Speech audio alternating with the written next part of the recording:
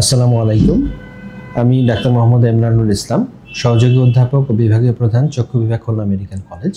আমাদের প্রকৃতিতে এখন শীতের একটা ছোঁয়া শুরু হয়ে গেছে, আমরা সবাই সেটা টের পাচ্ছি। তো এই শীতের শুরুতে এবং শীতের চোখের যত্ন আমরা কিভাবে নিব সেই সম্পর্কে আজকে দুটি কথা বলতে চাই। শীত আসলে প্রথমেই যেটি হয় সেটা হলো যে শীতে একটা শুষ্ক আমেজ সৃষ্টি হয়। আমাদের ত্বকে যেমন টান ধরে, এরকম চোখের মধ্যেও কিছু শুষ্কতার সৃষ্টি হয়। চোখের পানিগুলো শুকিয়ে যেতে থাকে আবহাওয়াগত কারণে।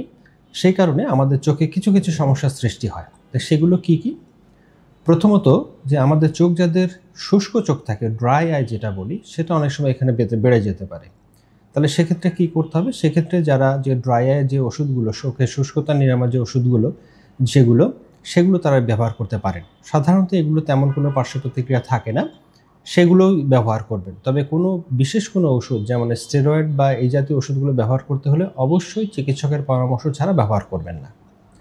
২ নম্বর, আমরা শীতের সময় আমাদের যে সূর্যের যে কিরণ, এই সময় অতিবেগুনি রশ্মি বেশি পরিমাণে থাকে এবং অতিবেগুনি রশ্মির কারণে আমাদের চোখের রেটিনা ক্ষতিগ্রস্ত হয়, আমাদের চোখের ছানিটা দ্রুতগামী হয় এবং চোখের শুষ্কতার সৃষ্টি হয়।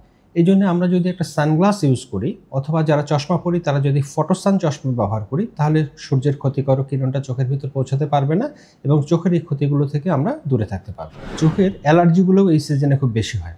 এই জন্য আমরা কি করব? সানগ্লাস ইউজ করব, সাথে আমরা চোখটা পরিষ্কার করব ঘন ঘন।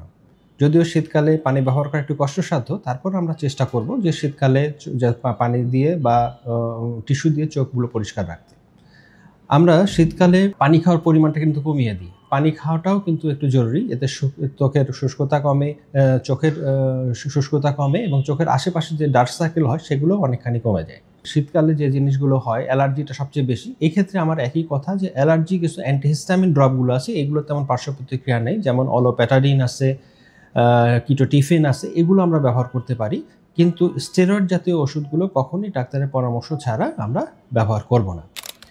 আর আমাদের খাবারে শীতকালে আমরা ওমেগা-3 ফ্যাটি অ্যাসিড এই জাতীয়গুলো এগুলো সারা বছরই আসলে একটু বাড়ানোর চেষ্টা করব, তাহলে চোখের ত্বকগুলো শুষ্কতা কমে যায় এবং সাথে সাথে চোখের শুষ্কতাও কমে যায়। একটা জিনিস আমাদের সবসময় বেশি রাখতে হবে যে চোখটাতে আমরা হঠাৎ করে হাত দিব না। এই শীতের এই সিজনে কিন্তু অ্যালার্জি কনজাংটিভাইটিসও বেড়ে যায় এবং অন্যান্য যেটা জীবাণু ঘটিত যে কনজাংটিভাইটিস সেটাও কিন্তু বেড়ে যায়। তো এই সময় যদি আমরা অপরিষ্কার হাত যদি চোখে দিই, তাহলে সহজেই আমাদের চোখটা আক্রান্ত হতে পারে। সেজন্য আমরা পরিষ্কার টিস্যু পেপার অথবা হাত ধুয়ে ছাড়া চোখে সাধারণত হাত দিব না। তো আমরা এগুলো যদি একটু মেনে করার চেষ্টা করি, তাহলে আশা করি আমাদের চোখটা শীতকালে সবারই ভালো থাকবে, আরামদায়ক থাকবে। তারপরেও যদি কারো চোখ লাল হয়ে যায়, চোখে খচখচ করে, ব্যথা করে, চুলকায়, বেশি শুষ্ক লাগে, এরকম যদি কোনো সমস্যা হয় অথবা দৃষ্টি কমে যাচ্ছে এমন কিছু হলে অতি সত্বর চক্ষু বিশেষজ্ঞের সাথে পরামর্শ করবেন। আশা করি সবাই ভালো থাকবেন এবং সুস্থ থাকবেন, এই কামনা করে আজকের মতো খোদা হাফেজ।